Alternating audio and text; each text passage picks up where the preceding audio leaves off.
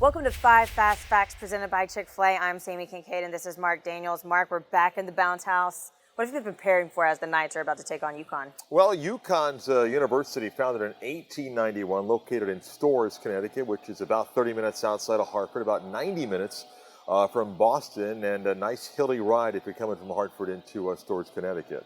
And they've been playing for a long time.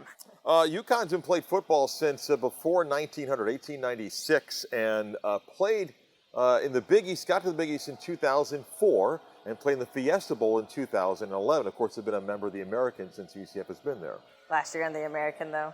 Last year for them in the American, yeah. Randy Edsall, their head coach, is an interesting story. He was the head coach at UConn, and in that Fiesta Bowl they played in, after that game, he actually came back and became the head coach at Maryland. Things didn't work out there. Back at UConn, so a second run with Randy Edsall as the coach for the Huskies. And on their offense, if they can get it going, it's decent. Well, they're trying to figure out what to do at quarterback. They got a freshman quarterback right now. From a passing standpoint, they don't have a touchdown pass yet this season. Hopefully we'll keep it that way.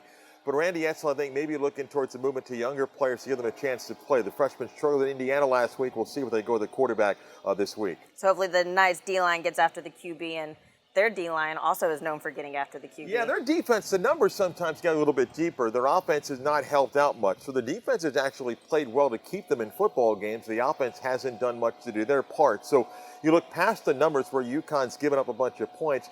Their D-line, their front seven, has played pretty well for them. Historically, they've been a stout group up front.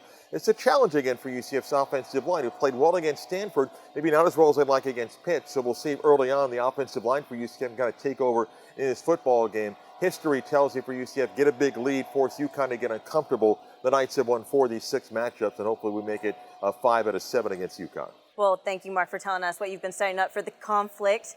And we'll see you next week whenever we cover Cincinnati.